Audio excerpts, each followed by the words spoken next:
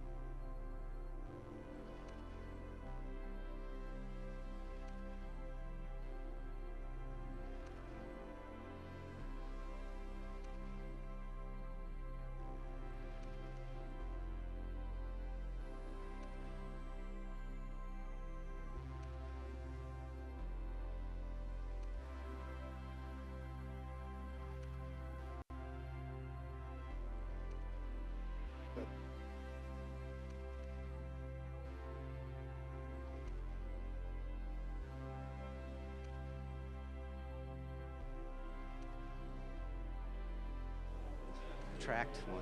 It's pretty cool. Yeah. The camera follows this one. Oh, no. Yeah, kind of cool. So I forgot to turn it on. Yes, we have cameras. I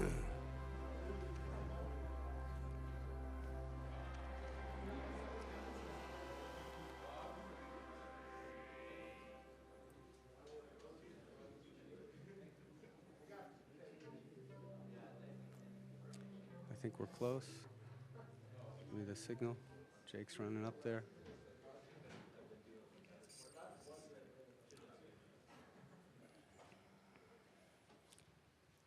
Welcome, everybody, to our second plenary session for Ignite Innovation Showcase here at the Student Innovation Center. I'm Jim Oliver. I'm thrilled to see the room full of interested people. We have a great program this evening. We're going to be having a distinguished panel behind me. We will also have a keynote from one of our panelists. These are all innovators in residence who've helped with our innovation programming over the last year. Really distinguished and experienced people. I'm excited to hear the panel. And after the keynote, we have a panel, then a keynote, then we'll be announcing the awards for the Move the World Challenge and the Innovation Sprints. So those of you who participated, please stay to the end because it'll be exciting. All right, with that, I'd like to introduce my friend and colleague, Dean Sam Easterling. He's the Dean of the College of Engineering, and he's going to moderate our panel. With that, Sam, you got the con. So thank you, Jim. Mic okay? Well, it's my pleasure to be here. I just thoroughly enjoy the engagement, the interaction, the sessions we've had this afternoon, and seeing some of the projects by the groups of students is inspiring, to say the least. I'm really looking forward to hearing from the gentlemen sitting here and that have spent a career or parts of a career or most of a career doing all the great things we're going to hear about. So it's a pleasure to have you all here, and thank you for your support of Iowa State University. It's wonderful to have you. And I'm not going to go in order, so just maybe raise your hand when I call in. I'm going to start with Hudson Harr.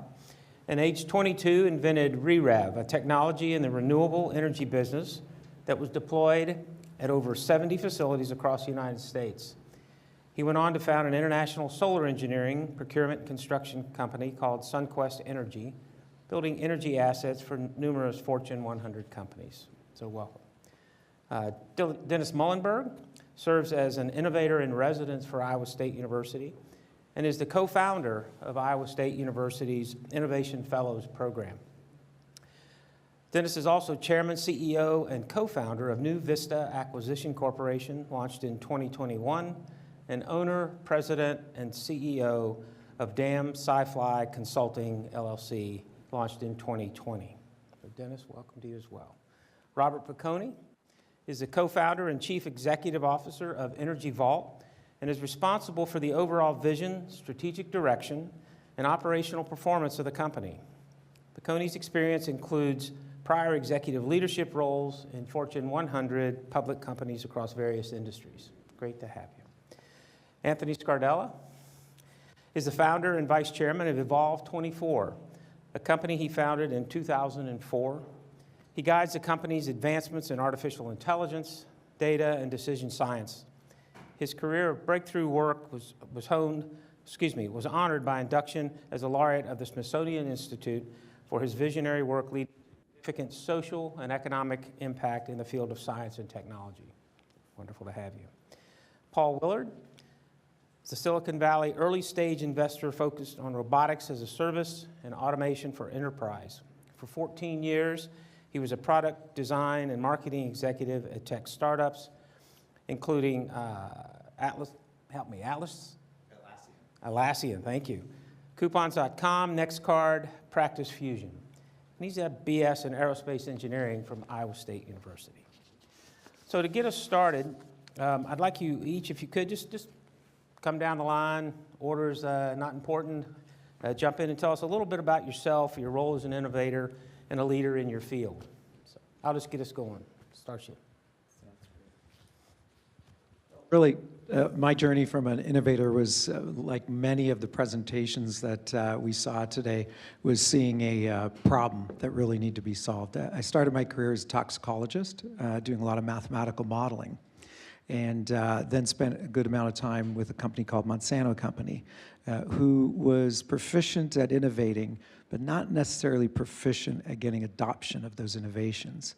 And so I got asked to lead the strategy to get adoption of both our genetically modified crops after a major misstep and our pharmaceutical portfolio. And I kept seeing the lack of rigor and analytics into those decisions. And so in 2004, I embarked on launching Evolve 24, which was focused on that. It was the first phase of analytics. It was using all these type of different techniques before anyone knew what AI and machine learning really were. But it was all about decision-making and enhancing those. So much of that work has been to improve the decisions that companies make with the context that most corporations do want to do good societally, but they lack the insights of what that looks like through lack of understanding of society and society's values. So that was my journey in creating that as an innovator, and had the pleasure of making a lot of mistakes and making a few breakthroughs through the trip as well. I'll go next. Hudson Harr, and you know, Karen and I identified something that I like to do, which is look for things that are broken, and that's looking for a problem. But you look and you say to yourself, this doesn't feel right. And the first thing that I identified on my journey as an entrepreneur was the need to evolve away from carbon fuels. And so to find renewable energy, sustainable energy. And so that was the passion, but then how do you implement that? How do you get into this, bullet train at the time? It was, high growth sector. It was really hard to kind of, figure out what the value proposition would be, or, what specific part of that industry was broken. And so, as you guys sit here today, you have your passions, you have your skills, you try to find, some alignment between those two. I would really encourage you to think about what are those transformational industries going to look like. And, we could all name the top 5, but find that one that just really feels genuine to you, and then just keep plugging away, keep thinking of ideas, keep talking to people, keep engaging in the space, taking internships. That was really actually my big introduction to the business world, was taking a very underpaid internship.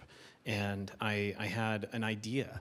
And that idea was to harness electricity from fitness equipment, but I didn't have any funding for it. So I took an $80 a day internship at a solar company, and took this re-rev technology, and it started to kind of, I guess as we would say, blow up. So it received a lot of press and attention. And the company wanted to kind of further their solar initiative, and so eventually they said, well, what if you brought your thing in-house and we'll give you an equity position? And so obviously I took that deal and took a minority stake. And within, I guess it was maybe 4 or 5 years, I took it from in the hundreds of thousands into like the tens of millions. And I ended up owning a majority share of that company. And so I guess that's just an example of like, once they give you the bat, you just swing it as hard as you frickin' can. And that's what I did. And so now I pivoted again, and now I'm pivoting into robotics and automation, which is something I'm very passionate about. And I'd eventually like to see all of those efforts come back full circle into the renewable energy industry. And I'm really excited by a lot of the work you're doing. And certainly, 3 people in a row here that are working on something that could be, considered very sustainable, renewable, moving into a new era. So it's kind of fun to see us all kind of pushing the envelope. So, yeah. Thanks. Dennis Muilenburg, and great to see all of you again. Great to be back here in Cyclone land. So my innovation journey actually started here. I grew up in the state of Iowa on a farm, and believe it or not, there's a lot of innovation happening in farming, and I love the ag tech innovation that's happening here at this university as well. I studied aerospace engineering here, so great to see a lot of aerospace engineers in the room. And started my career as an intern at Boeing way back in 1985. So again, the theme of starting with an internship. And started out with Boeing in Seattle as a wing designer. And over a span of 35 years with Boeing, I had the chance to work on every conceivable kind of flying machine. And to me, I always loved innovation as it applied to things that fly and things that go into space. And so over 35 years, I worked on every kind of spacecraft, satellite, rocket, commercial airplane, defense airplane, fighters, helicopters, you name it. What a ton of fun. And I had a variety of engineering jobs, management jobs. I finished up as the last 5 years at Boeing as the CEO of that global enterprise. And my biggest takeaways from that innovation experience at Boeing was one, the extraordinary opportunity for innovation, the acceleration of technology that keeps happening. It's not slowing down, it's getting faster and faster. You guys are playing into an incredible wave of technology innovation, so take advantage of it. It's only going to further accelerate. And what makes that happen is people, right? The most important investment we make is the investment in people. And that's the thing I learned the most at Boeing, and that's why I love working with all of you. Since retiring from Boeing at the end of 2019, I've now spent a couple years back in the innovation space, launched a company called New Vista, as you heard earlier. New Vista invests in leading-edge aerospace and defense companies, trying to help small companies become big, wildly successful companies. That's our job.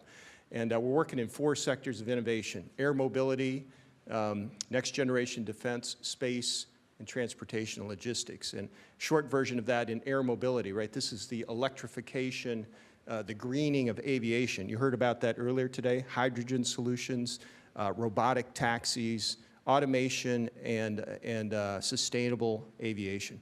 Incredible amount of innovation happening in that space.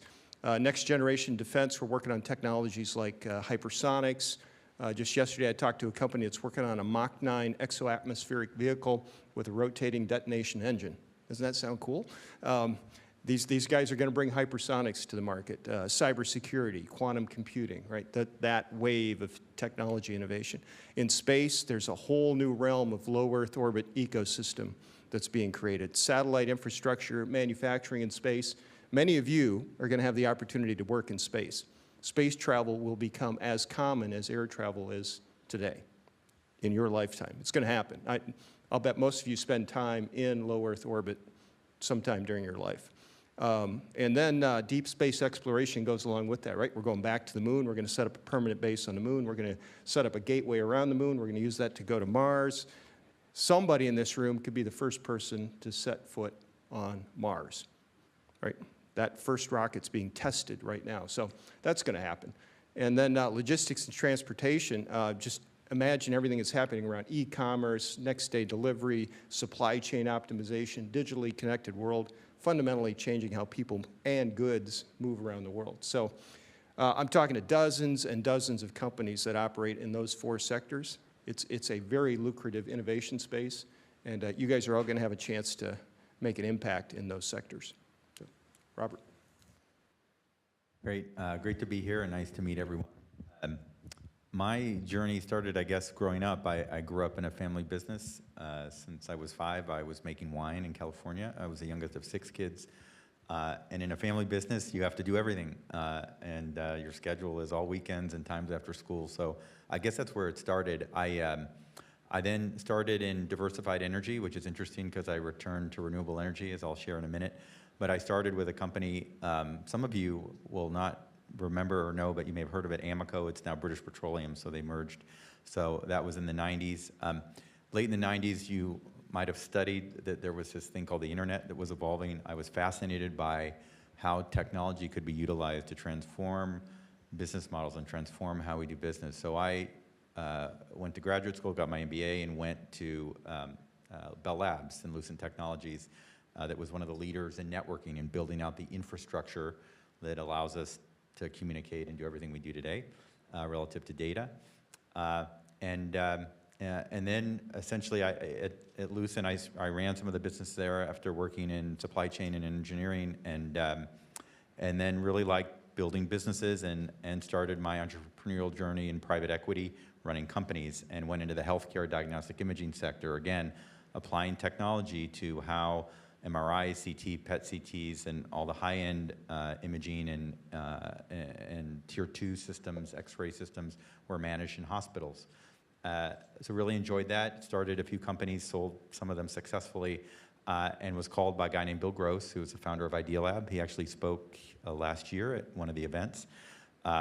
Idea Lab's out in Southern California. It's the longest running technology incubator, so a lot of corollaries with, I think, what you're trying to do here with the Innovation Center. He tried to hire me to run one of his companies, and the timing didn't work, and we stayed in touch. Very passionate about renewable energy, and in particular solar, and in particular solving this problem of storage. He called me one day and said he had this great new idea for energy storage, and he wanted me to be the CEO. The timing worked out, so we started Energy Vault just 4 years ago. And what a journey it's been. We IPO'd the company, as I'll share in the presentation, earlier this year, and it's just been really, really exciting. I feel very blessed to be working in a space that's so important for the world, for us over the next 20, 30 years, for sure. Along the way, I had 8 children, all from the same woman, I guess I have to say, these days. And I have 2 of them here with me, if you can stand up, Luca and Vito. So Luca is on the left there in the gray, and he's 16, or turned 16 June 9th, and Vito is 13 years old. They're off this week. They aren't ditching school. And they're with me because I'm here. They toured the campus today with Joe Nolte, I think his name was, right? Who was also recruiting me a little bit for some things, as he should. He's doing his job. And we're going later in the week to Notre Dame, which is my alma mater. So anyway, pleasure to be here and to share with all of you and to meet all of you. Thank you. Hi, everyone. I'm Paul. My role in entrepreneurship is always a funny one to me, because at this point, I'm a mentor. And I help people learn how to craft startups, and I help them learn to execute as a team. It started at Iowa State University and the Boeing Company in the aerodynamics team, learning to execute myself and learning to be part of a high-performing team that is working well together. You can do great things yourself, and that's wonderful, but you're going to get beat every time in startup world by a team of people doing great things. So then off to my first startup. So I learned how to execute software starting here, continuing at Boeing. I learned how to execute building a software startup in the first one that I joined. And from there, it's just been, how can I scale that knowledge, and how can I scale and make the best use of that sort of skill that I developed. And so I did 3 more startups back when. Crazy ride, 4 startups, 3 of them became public companies. And then since then I've been investing. So I love being part of these startups. One every 4 years was just a blast. The people that you meet is everything. That's what drives me, 100%. And I wanted to try to figure out if I could be a part of more than one every 4 years. I wanted a faster cadence because I wanted to meet more people like that. And I wanted to form more of those relationships. They last till the end of your life. After you work through something as hard as a startup, because startups are hard, they're very hard. And my solution was start investing in companies and see if at least once a year I could invest in a company that becomes a giant world-changing company. And if I could be so involved and so helpful that they think of me and I think of myself as part of that team and part of that group of people to make it go even faster. I have loved doing it. I still love doing it, and I just can't imagine ever stopping. Great. Thank you all. I want you to be reflecting, as you have, really on your history, but now you're probably as well positioned as anyone in the room to look into the future. And specifically, talk to these young innovators about what you see the future holding for them, challenges, opportunities, skill sets that they need, how they may be uniquely positioned to go forward. And anybody can dive in. Yep, maybe I'll just start it off real quick because I have something that Paul just made me think of. I think in the beginning of my career, I was very much a lone wolf, and you're all going to go to recruiting fairs and you're going to get meetings or callbacks, or you're not going to get meetings. And, you're going to feel positive or negative on those experiences. But what you have to remember is there's so much infrastructure right here. It's not just the building and the gear and the hardware. It's like the faculty, the people, the professors, you know, and Paul mentioned the people you meet, and he mentioned being a mentor. You know, Paul has helped me a tremendous amount in my, you know, innovation and driving our company forward. So yeah, I can attest to that. Like he gets it, and he builds teams. And I think you need to find those mentors and find them as early as you can. And there's something really special for that mentor too, because they've been through the same experience you're going through. So it's a little bit of a trade. You know, you're time shifting, where they're getting to relive the moments that they had early on, and you're getting all of their kind of knowledge, interconnectedness, you know, their wisdom, because they've been through it.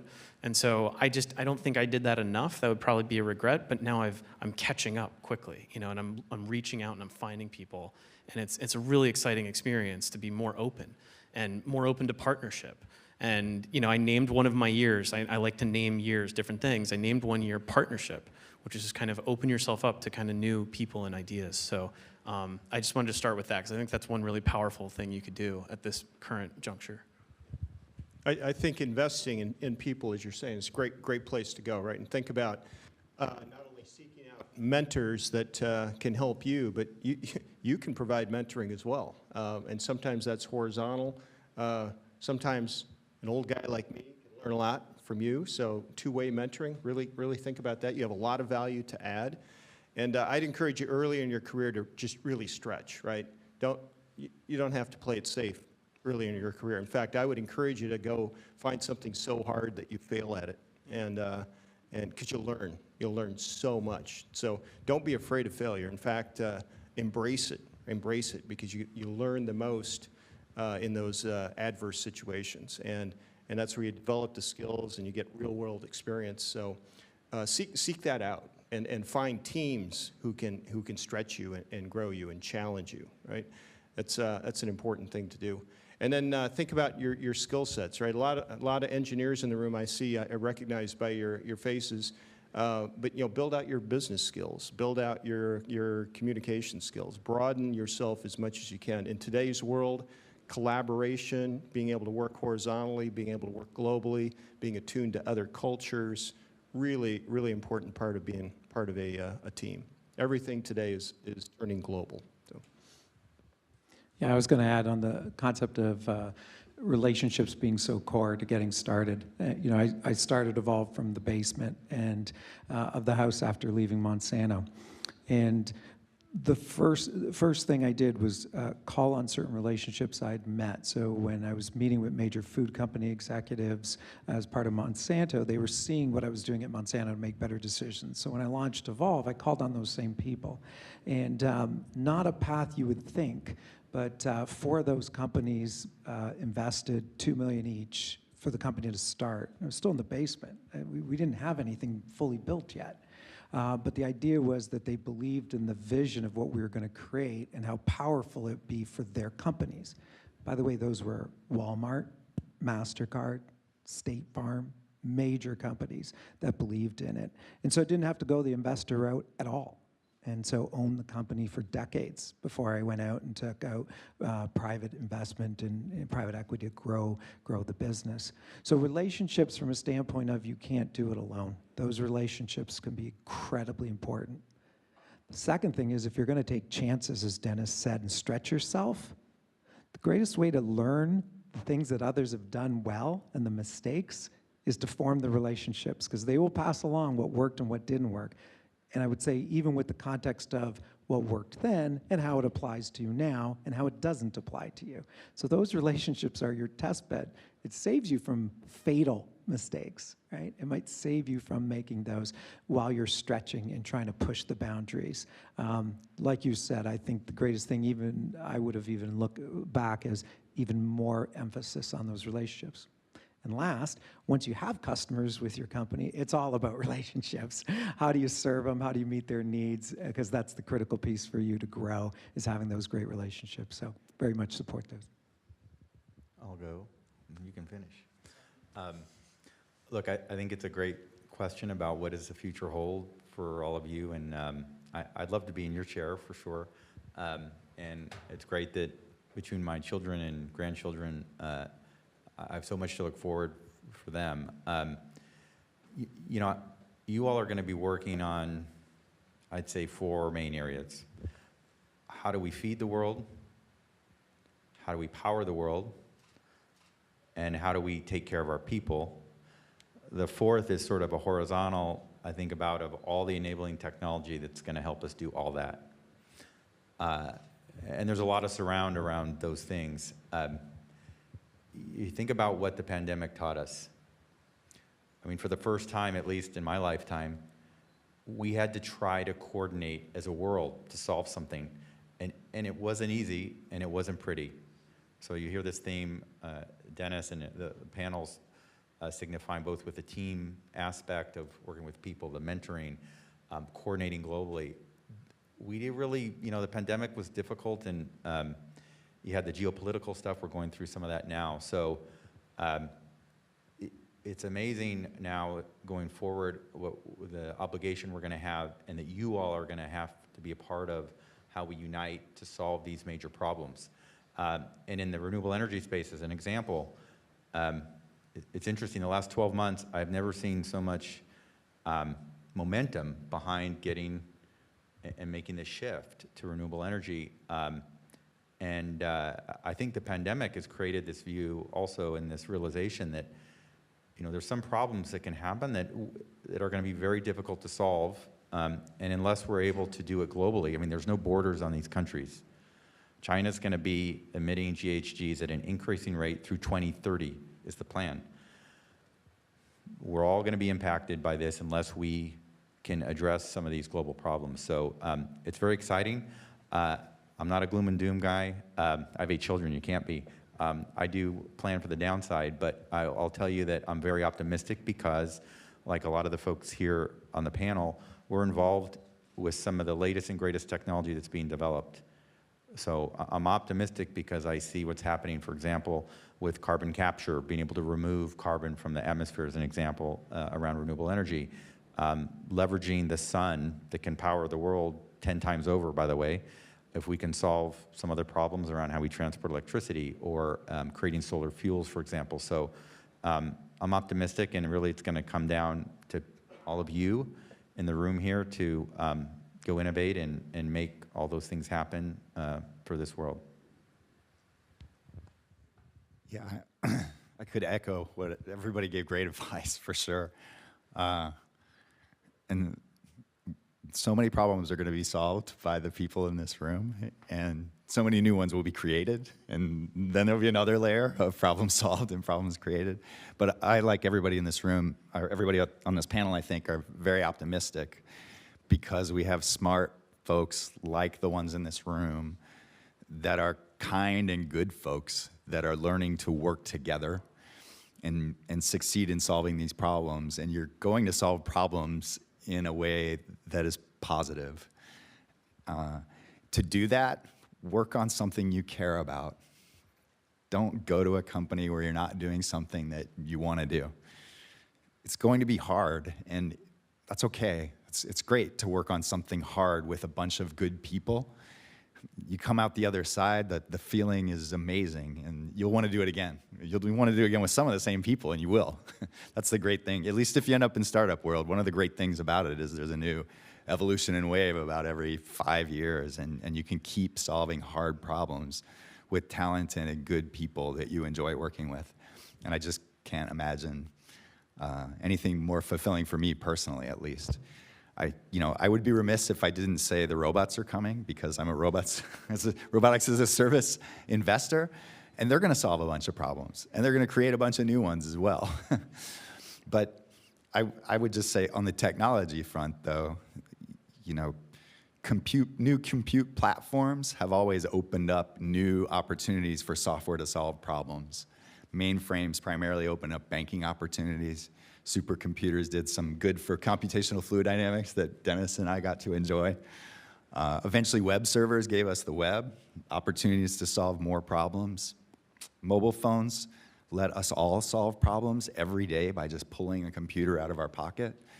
And now we have these amazing motors, lithium-ion batteries, and sensors out of mobile phones that we can put together to build things that take advantage of machine vision and artificial intelligence to solve problems that we've never been able to access and tackle before with technology. And so there's just going to be infinite layer upon layer of new hardware to solve new problems and to build software and platforms on top of. Outstanding. Yeah, go ahead. Dean, you know, we talked a little bit about more the innovator themselves, right? Yourself and the relationship and other aspects and challenging yourself. But there's also the ecosystem of an innovator, and I think that's what's shifting greatly. What I would add, I think you had asked about some challenges, and I think opportunities. I think your generation as innovators will have a challenge that's more significant than past innovators, and that is the scrutiny from a societal perspective of your innovation. At no other time are innovations being scrutinized for their implications to society on a multi-dimensions. You look back 20, even 15, well, 20, 25 years when I started Evolve, it was about how well did it perform? How did it serve the customer, right? Did it make things better for decisions? You're being asked now, how does it impact citizens and society?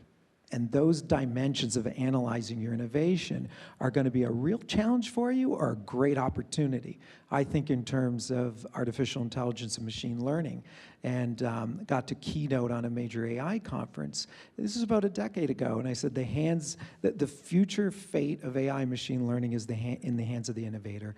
If they commercialize it without context of how it's going to impact society and get adoption and acceptance of it, then it will wane. It will not be adopted and accepted. And you think, well, that's absurd. Well, look at genetically modified crops, right? Incredible technology that had such incredible promise to be able to shape our environment, our production, food supplies, and be better for the environment, underwent massive scrutiny and curtailed its full potential, right? Ended up in 4 row crops, as opposed to a multitude of different crops. So that's a challenge you'll have, is that scrutiny, and I think that'll be a critical success factor for your innovations if you go down that path. I just want to riff off that for a second. I know we're not letting our amazing moderator ask more questions, but... No, they're next. Okay. All right, so the scrutiny piece, I really like it. I think it's important. I think it's good that we have more scrutiny. But to your point, you know, it changes the strategy, or it changes the way you may go to market with something. You may delay it a little bit longer to make sure everything's worked out. In a really, really real-world example, we launched a system that autonomously cleans skyscrapers. And it's it's got every positive you could think of in terms of saving lives, in terms of really clean windows with really effective, 10x improvement on a manual process. But we use incrementally more water in our current version. Now we have a water recapture system that will make it use less water than manual methods, but it wasn't ready. And so we designed and built this entire system in San Francisco, California. We went to market 3,000 miles away in Florida just because I knew the perception would be bad if we ended up showing water on a street that came from above that was probably using incrementally more water than a manual method. And I had to be cognizant of that, because the first thing people want to see when they see new, they're excited by the new. We're excited by innovation because we want to be part of it. We want to see the world get better. Where's my flying car? But we're also ready to scrutinize it. And we're really ready to scrutinize it right now, which I think is a good thing. But as an innovator, as an entrepreneur, you have to be ready for the criticism before it comes, and you have to not only build your product roadmap accordingly, you probably need to be very careful on those optics, because like you said, maybe a really disruptive, wonderful technology gets stuck in the lab because of one bad optics, decision. So, yeah. Well, and that blind spot I found is greater the more scientific and engineering centric you are. And as a scientist myself, you think in terms of the efficacy of the drug or efficacy of the algorithm. The more centric you are, the more of that blind spot. So it's a real critical one to be aware of, and it can unlock incredible value if you figure it out, right? Yeah, and I think it also speaks to just thinking about who you are as an individual, not just your capabilities, who you know, what your connections are, the technology that excites you, but who you are, your character, your values, right? That's going to be more and more important. What you bring to the workplace, what you bring to the world, your integrity, right? When nobody can tell what's going on, what's your integrity? Quality, safety, excellence, in everything that you do, whether people are watching or not, right? Having that sense of integrity and excellence, the character that you bring to the world is ever more important. So yeah, I'd encourage you to think about not only what you want to do, but who you want to be, and examine your character, examine what it takes to bring integrity to the world in the workplace. Outstanding. We're going to shift gears from the really hard questions, okay? So those are from our audience. So if you Our have a audience. question, Dr. Oliver has a microphone, so And I can raise run your it, hand. and- run it anywhere? Well, of course we have. That's why I'm sitting in the front. All right. So one of the first things my mentor told me when I started working on my innovation projects is that beyond the technological factors, there are 3 things that impact the success of a project or program. That's the right place, the right people, and the right time. We've talked a lot about, horizontal working teams, the importance of the innovator, the importance of places like Silicon Valley and China.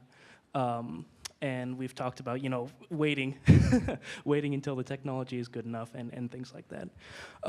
But like I said earlier, Silicon Valley, we're talking about China for manufacturing. Could you guys let me know, talk about, you seasoned innovators, let me know what else is going on all over the world? What are some other hotspots for innovation? I don't hear about that as much.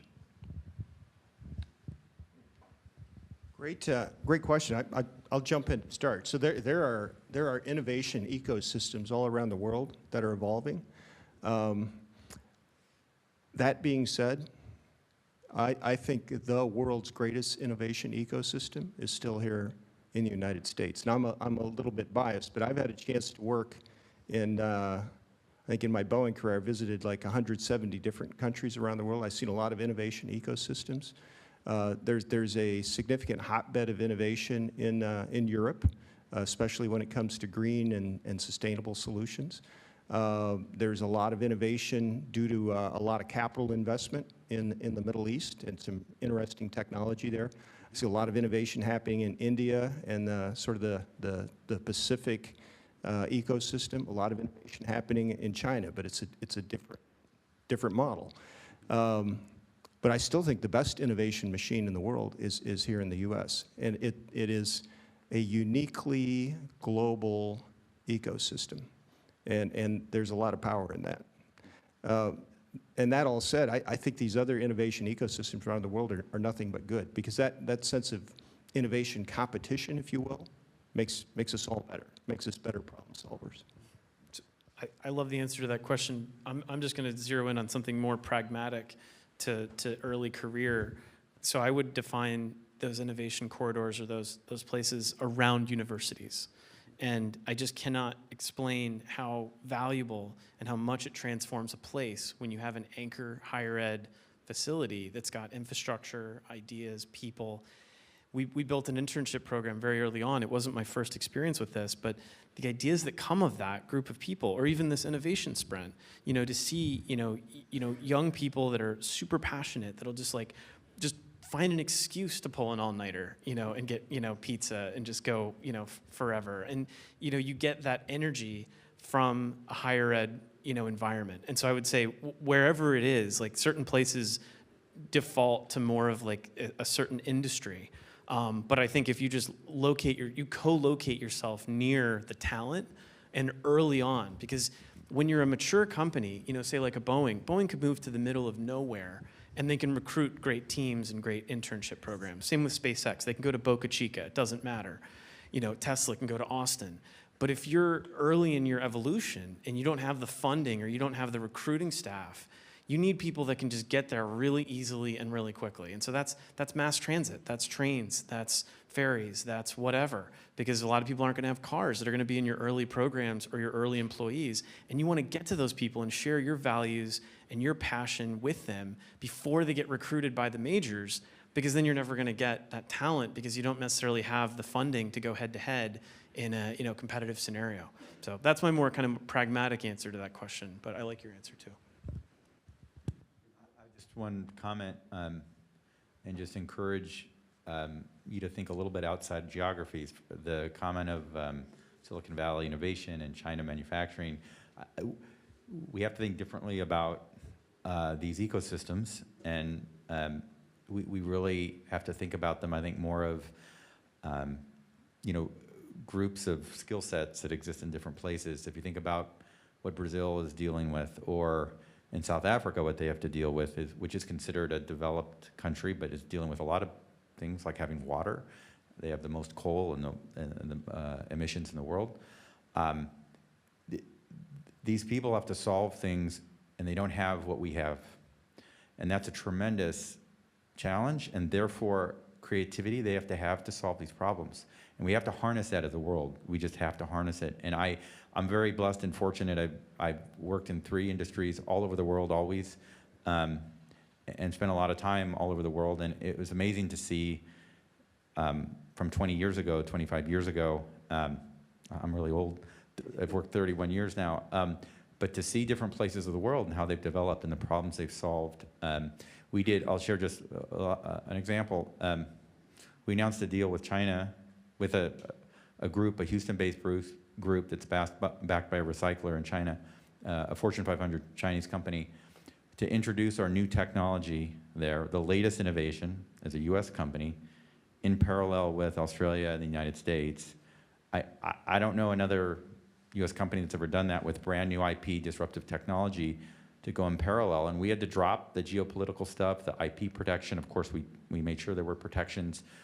But it's just, this gets back to this theme of trying to think as a world, and it's hard, and it's because there's so many roadblocks in the way. And you all are going to be much better than our generation. I don't want to say our, because I'm probably older, and some of you are about the same, I guess, if I can say that. Anyways, no. I was looking to my left, but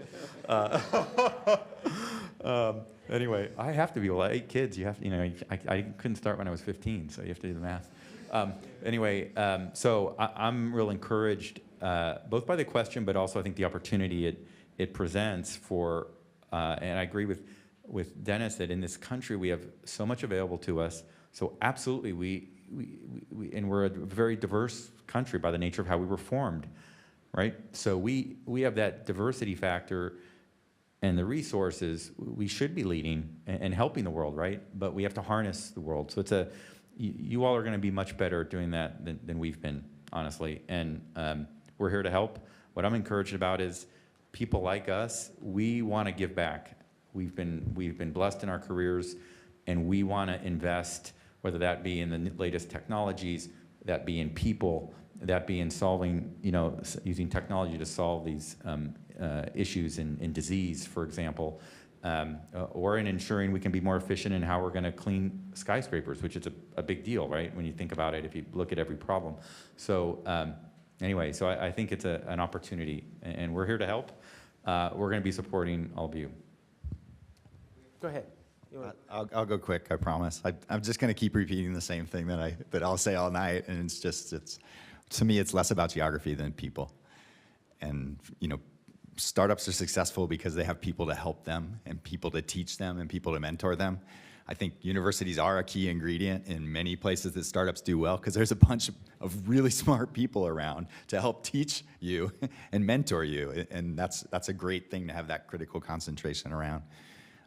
I would say, though, that, you know, people are spreading all over the place all the time, and they're taking the knowledge with them, and they still want to pay forward. So I think I'll add to Paul.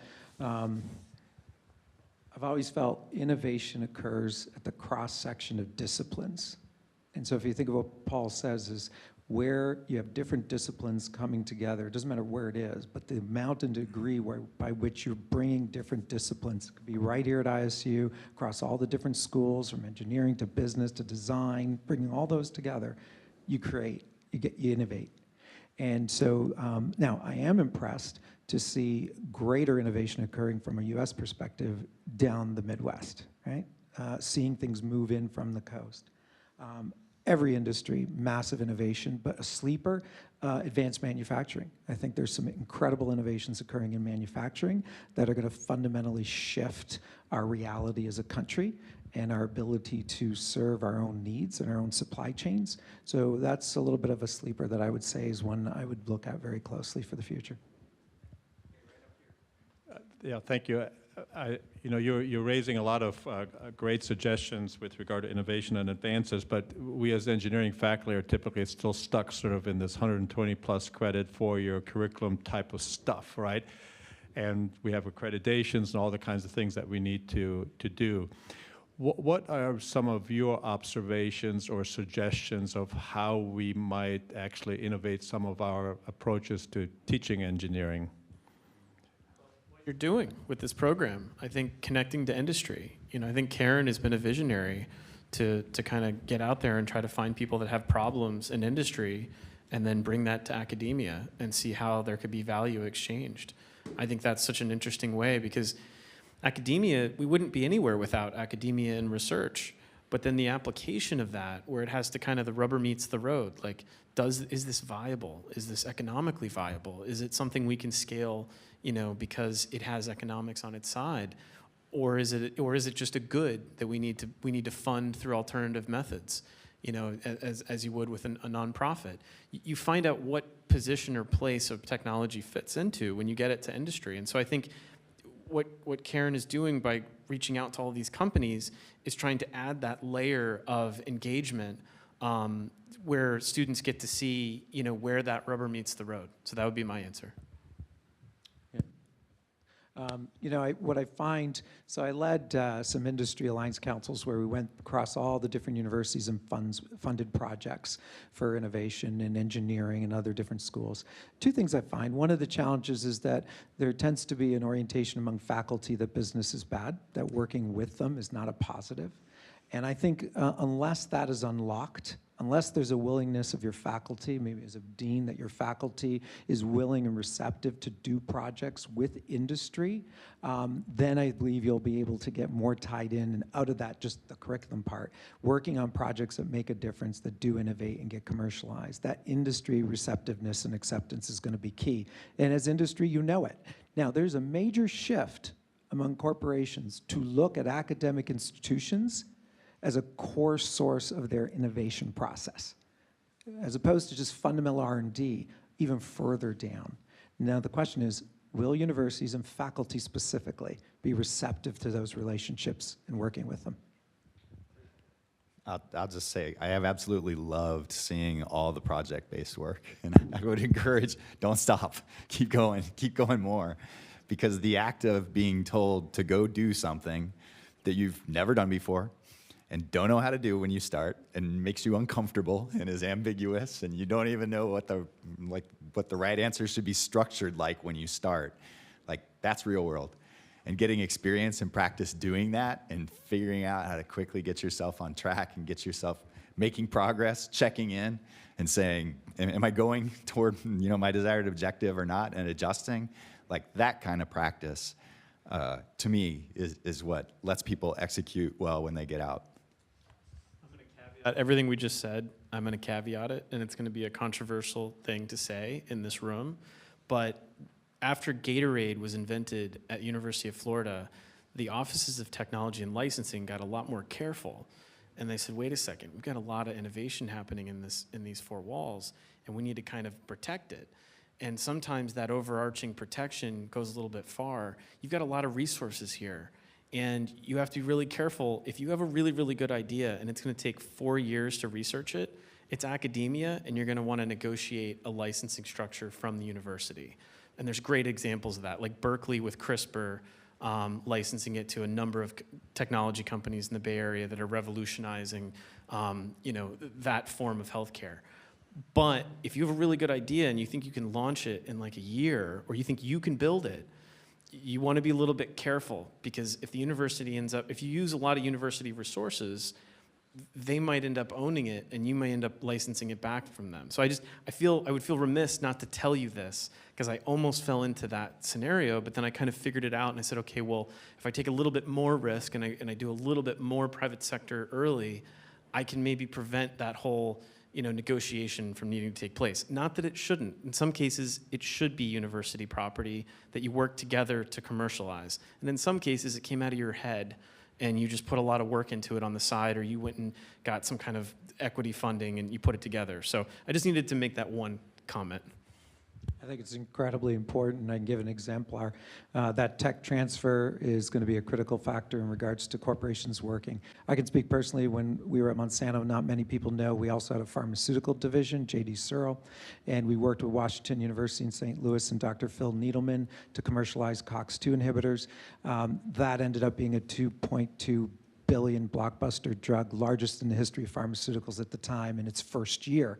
That wouldn't have been possible with constructive, first the achievement to commercialize it and bring it out to patients to solve their challenges wouldn't have occurred, nor would it financially have occurred without really constructive technology transfer.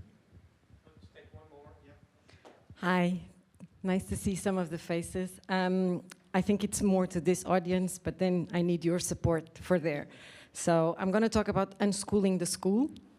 And I just came out of Faculty Senate, spending 2 hours. And they are struggling to include the words innovation and entrepreneurship in their faculty handbook. So thank you, faculty, for bringing that question. There's not a lot of faculty in this room.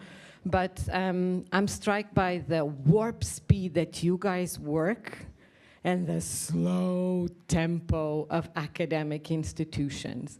So any advice from your side to this generation that they really need to demand that our academic institutions work a little bit faster? And I know that I'm putting myself on the spot because I am in favor of academic development, but there is really a big blind spot into everything that you guys are representing on that side and what is really happening in the Faculty Senate. 2 doors down. And I own it, don't worry. Like, I said that over there in front of the president, so all good. I'll jump in on that one. Anna, I'll jump in on that one. I think part of what you're seeing is, there's a big culture shift happening, and as some of my compatriots here on the panel have identified, industry is coming to university with different partnership models with the idea of accelerating innovation. And I'd encourage universities, likewise, to reach out to industry to accelerate innovation. But I think it comes back right to exactly what we're talking about with these projects, right? So in addition to the normal academic instruction and structure of programs, these hands-on work projects, partnerships with industries, innovation sprints like the ones we talked about, internships. There's all kinds of real-world experience that will accelerate the academic process, but those that don't jump on that ship, they're going to get left behind, because there are plenty of places around the country, around the world, that are adopting those new models. And this idea of education married with real-world experience, hands-on experience to accelerate learning, accelerate innovation to the benefit of all, that's an unstoppable model. So you got to get on board or you're going to get left behind. And I think Iowa State will get there, right? We just got to keep pushing. Yep. I just, again, I'm struck by the language, and we have work to do, but the side the faculty's on and on ours, and then there's our side. And that's exactly what Dennis said. I think what Karen's been doing, and since I've been involved here, and I didn't do an undergraduate degree here or graduate degree. I'm here because I believe in innovation. I believe what she's doing. I believe in the people in this panel, what they're also trying to do. But this is fundamental. So these lines, I agree completely. These lines need to blur more. And obviously we have other reasons they don't. But I think what's being done here, and I'll just tell you, I went to an undergrad university that has, I think, the second largest endowment of any university. And they are behind what you're doing here. And I'm going there this week because I want to help them too, and I don't really differentiate whether I went to school there or not. I want to help people innovate, and if I can help them, great. I'm bringing the kids there too.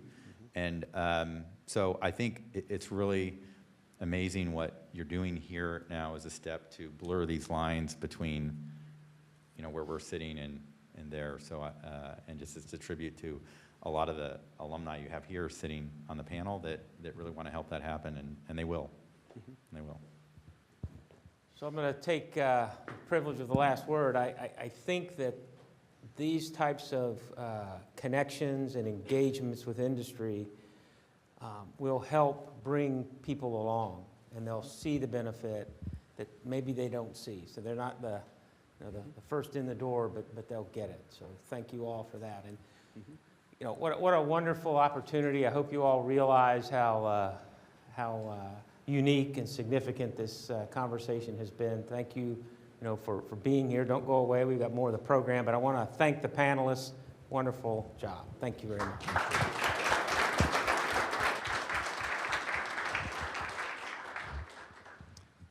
Well, the rest of you, except for Robert, can take a seat, get you out of the hot lights. And yes? That's a fact. They all sponsored design sprints or challenges, and we couldn't do this without that kind of support. Obviously, this last discussion, Karen is the broker and facilitator of a lot of these relationships, and my job is to break trail and knock down a lot of administrative barriers inside the university. But I can tell you that we have nothing but support from Dean Easterling. All of our leadership here, from President Winterstein on down, is 100% behind changing higher education to do exactly what we were just talking about. So we'll get to the Faculty Senate on it later. But that's the plan. It's my privilege. I finally met Robert face-to-face about a couple hours ago. He's been engaged with us for probably a year and a half at least, I think, and he's serving also on our advisory council for the Student Innovation Center. And you might think Robert looks way too young to have 8 children, right? And since he already disclosed that, I'm going to tell you his secret. He doubled it in one swoop, so quadruplets, right? So that's how you get to look like that and have 8 children. I'm very productive. Yes, very productive. I did 4 at once. Yes. It was very productive. Quite a feat. Quite a feat of innovation right there. Yes, exactly. So we had a great introduction for Robert, just a serial entrepreneur and amazing, the diversity of his background and skills from the energy sector to telecommunications to renewable energy.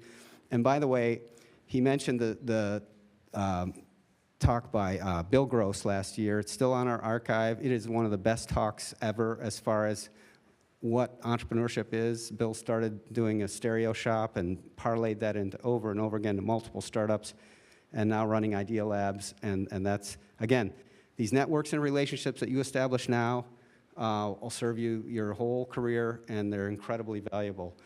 So learn these wonderful experts here. So without further ado, I think we already had an introduction for Robert, and we asked him to give a keynote here about himself and Energy Vault. And after that, we'll do our awards announcements. So Robert, take it away. Thank you. Thanks, everyone. Look, on this theme of Move the World, I was thinking about what I could share, and I will move pretty quickly through some of the material to try to leave about 10 to 15 minutes, if I can, of some interaction with you all. There were some questions that didn't get answered, and so I appreciate more of these, of getting to know all of you and hopefully being helpful and answering questions and provide anyway some of the lessons that I've learned over time. This aspect of time is fundamental. So if you're going to move the world, there's a lot of urgent problems we have. The aspect of time is important, and the aspect of timing is also important. I'm going to get to that, and most of what I want to get to quickly is some of the things sort of I've learned along the way in different industries and starting companies and making some of the mistakes that have made me a much better leader and a communicator and supporter of people in the end. Everything begins with an idea. There's a process you go through. We all have them, and because you're here, a lot of you have a lot of ideas. And from the projects today, it's pretty amazing what we can harness. The bigger the problem, the bigger the impact. You can be attracted to that. There's a lot of small problems that become important when you add them up as well.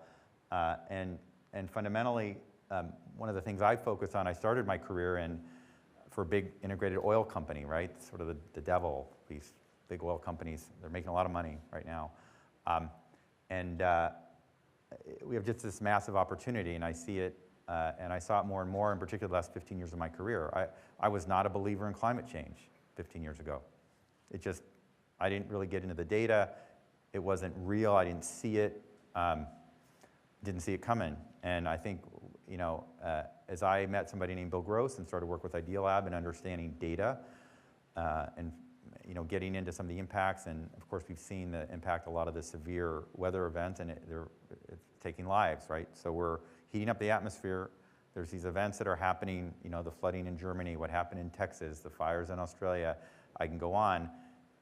We're heating it up and we're taking lives every day. We just don't know when it's going to happen. So it is an urgency that I feel, and it just happens just because of the nature of progress and what we're doing every day. There's just a lot that's happening daily, and we're continuing to increase the temperature of the planet. It's nice to do visuals. So anybody know a company called Danaher? Big public company, best performing public equity in the world for 25 years. They average between 19 and 20% return on equity. That's, I would say, the last probably few years, the Amazons of the world and the Alphabets have caught up. So but they just had a recipe, and one of them was around visual management and how they ran their businesses and manufacturing. And it's just, when you put things in perspective and you see them in a relative way, it becomes very real. And as I got to work more with Idealab and looking at renewables and looking at the problem of climate change, it became very real to me. And it becomes real. You can put these things in different images. For those of you that at least your parents' generation or you all were in and around World War II, this is an amazing stat, and right, that with every second, what we're creating in that atmosphere is the impact of 3 Hiroshima bombs. Every second. So we have a massive world we live in. It's great. I always look at the oceans. They're so vast and wide, and you think, how could we ever run out of water? Or how could we ever have a problem with water? We have desalination plants, et cetera. Yet there's many parts of the world we have problems. By the way, in California, I can't water my lawn anymore. We have rolling blackouts, California. Okay, so very real. This is looking at renewables and what we're going to be doing, what's expected to be done over the next 30 years. So we're just scratching the surface. When I mentioned California, so there was a story out this morning. I'm sure it may not have got attention here, but it did in California. We had last week a period where 97% of our energy there was provided by renewables. Now, well, that sounds great. Unfortunately, California moved very quickly to get renewables and shut down fossil plants, and we have rolling blackouts because they didn't do energy storage, or we weren't innovating enough as an industry, as I like to think about it, to get low-cost, sustainable energy storage, and that is the position we're in right now. You've got pumped hydro dams. Everybody know what those are? The pumped hydroelectric dams. They're 90% of our energy storage today. We have lithium ion, which isn't a good technology for, it's great for your cars and your devices. It is not a good technology for utility scale energy storage for a lot of reasons I won't go into today. And it's not easy to change our lifestyle. So we like to have nice things. We like to drive nice cars. There's more electric ones. That's great. But we are consumers of energy. We're consumers of energy. And it's growing. And we have to meet that demand. You can't just shut off natural gas. If you believe that we're going to be in a fully renewable world in the future, you just need to step back and think, how are we going to get there? The good news is there's going to be technologies that get developed that make our current fossil fuel processes green. So a lot of innovation, and I'm excited about that. Let me go back one. So when you look at, here, let's get that chart. I don't know why. What the chart was, and it's the largest GDP in the world. So there's a massive job to go do, and it's a great attractive industry for its size. When we started Energy Vault, we were clear on the vision. If you're going to do something, why not shoot to be the best at what you do, right? Do not limit your thinking. Do not limit your thinking, not only what you can do, but the impact you can have in the world. And our mission is squarely around decarbonization. For us, that meant not only great technology and not only economics, but it meant we had to do it sustainably. So we didn't want to solve one problem in renewable energy and create another one. So we developed this transformer-like thing using gravity. So gravity is the basis of most storage, and this operating crane that fundamentally takes composite weights. They're not concrete blocks because concrete creates a lot of GHGs, and we essentially take excess wind and solar.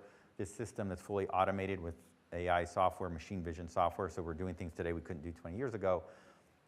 We'll lift these weights to a height. It's all potential energy at height.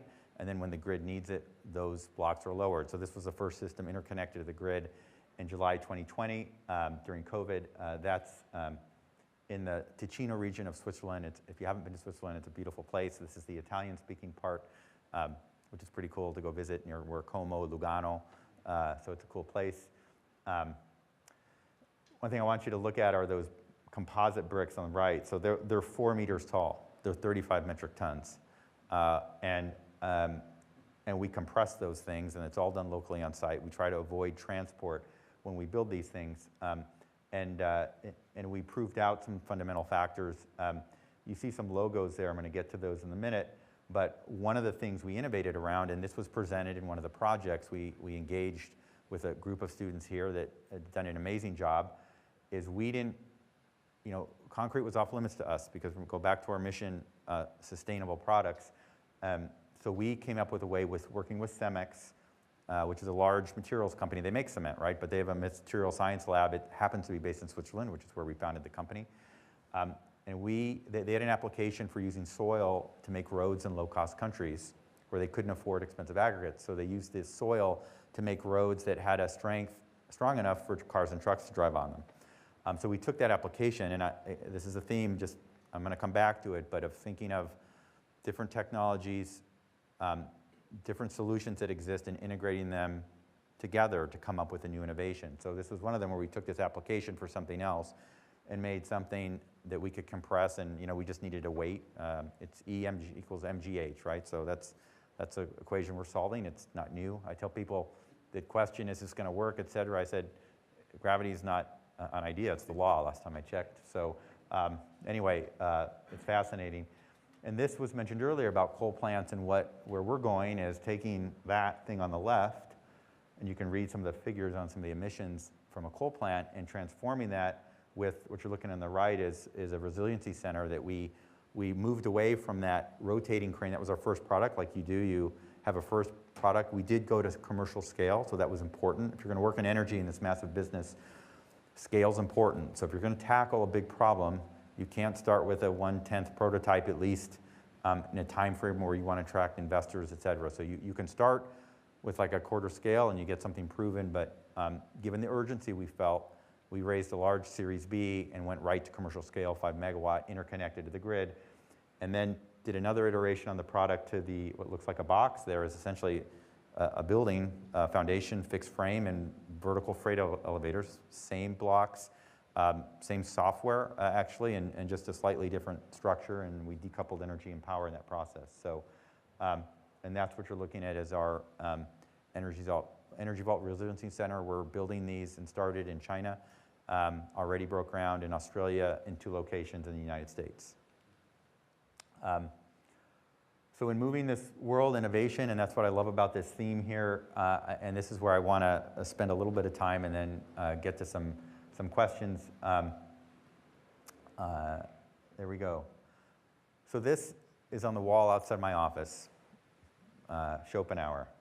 I don't know if you guys have heard who he was. He was a philosopher and a scientist, and he talked about truth, and all truth passes through these 3 stages of first it being ridiculed, secondly it's violently opposed, and third it's accepted as being self-evident. And this has absolutely been true for our energy storage company and our project, and this aspect of timing is really fundamental. And one of the things Bill Gross talks about, and if you Google him in his TED Talk, he did some amazing work to look at, Idealab, he created 150 companies.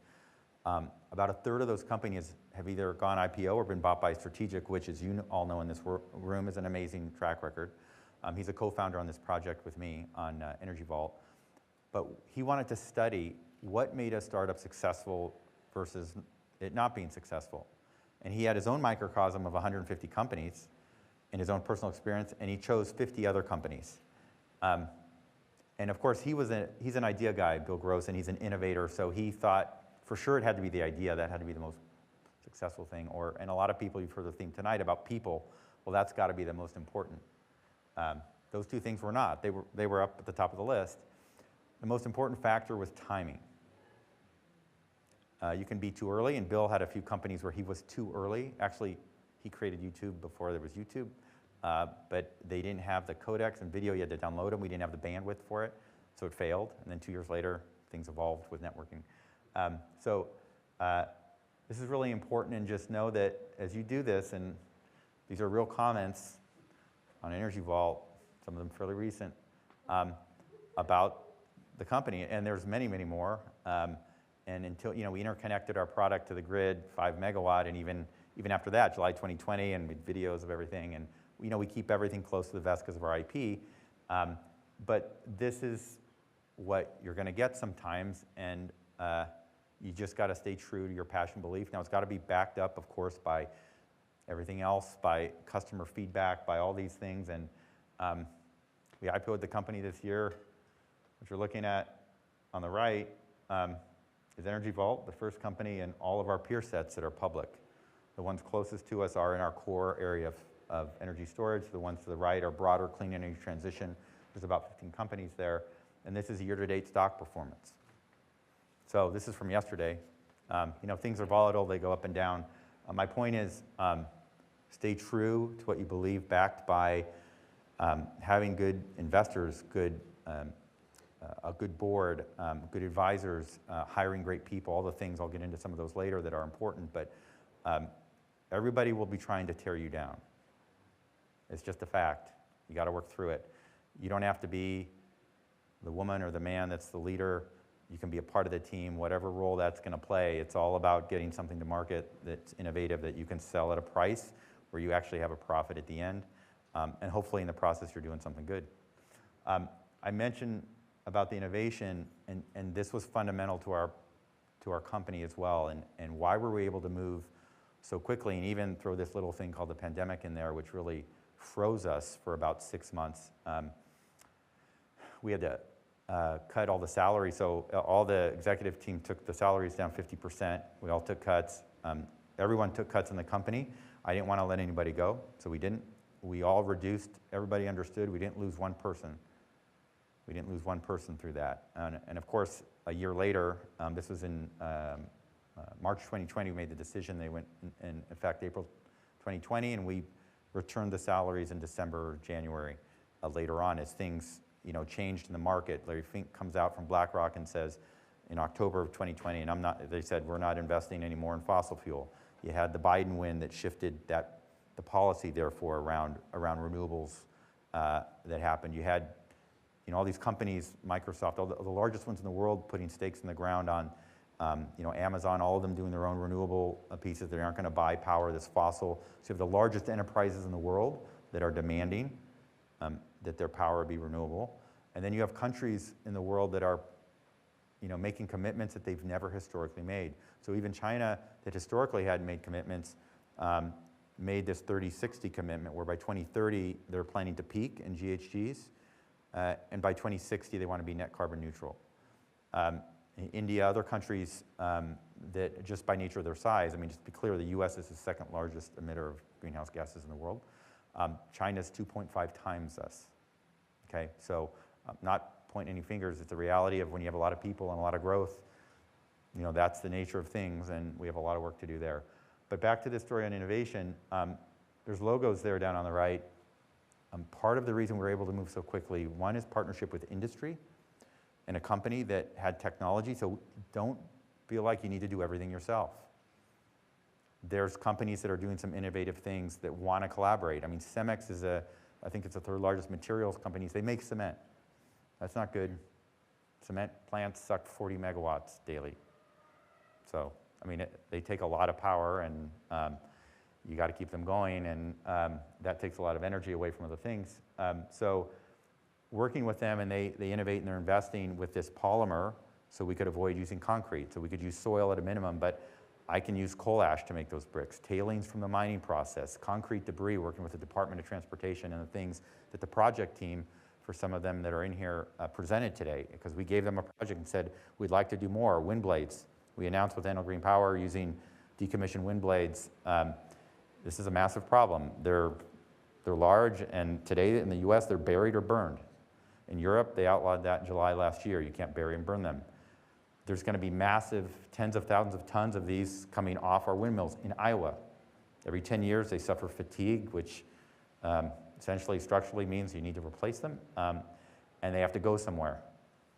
And what are you going to do with all that fiberglass? I mean, it's interestingly, we use virgin fiberglass in our recipe for these bricks. So we announced with Enel Green Power a year ago a project. Enel, if you don't know, they're Italian, but they're in 28 countries. They have 50 gigawatts of wind and solar under their management, and they're active in the US. We have a first project that we're going to be starting with them in Texas. So we announced a project to collaborate with them about reusing all the wind blades they own, because again, it's also a massive cost for them. So it's not only bad for the environment to put these in the ground or burn them, but it's a massive cost. So what if they could avoid 80% of that cost by reusing it in renewable energy storage? Wouldn't that be cool? And it saves everybody money, and we get paid to take stuff, you know, negative material costs, that's not bad as well. But the point is, also with Caltech here, like the work that's being done in these projects with the university, Caltech for civil and structural engineering, you know, probably one of the most advanced because they're in California, so they have a seismic studies department. The chair, Dr. Jose Andrade of their civil engineering group, works for Energy Vault this year because of what we're trying to do with foundations, making foundationless foundations. Interesting. We're trying to take cost out. We're trying to avoid concrete as much as we can, looking at ways to do the fixed frame in alternate composite materials, trying to avoid steel.